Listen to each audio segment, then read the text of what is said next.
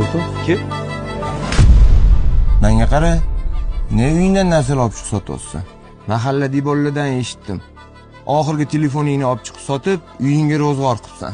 To'g'ri? Meni ham aybim bor. Bir ikki oy ishlarim bilan bo'lib, ozgina chalg'ib qolman. Lekin sen telefon qilsang bo'larmidi menga? Yoki bolalaringni uyga chiqarsang bo'larmidi? Sen bilan bizni qiyomatli do'stmiz dedik-a? Qiyomatli do'st shunaqa bo'ladimi? Men shu bitta shapaloq urganimga yuzing og'ridimi? Seni qilgan ishingga men dilim og'ridi. Yuragimga tegdi. O'rtoq, seni ham ishing ko'p. O'zim muammolarim yetib, seni ham bezovta qilgim kelmadi. Qiyomatli do'stlarning o'rtasida muammo u degan gap bo'lmaydi.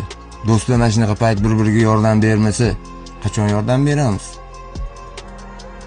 Mana bu telefoning, mana bu pullarim bor. Ertaga ofisga o'tgan. O'sha yerda gaplashamiz.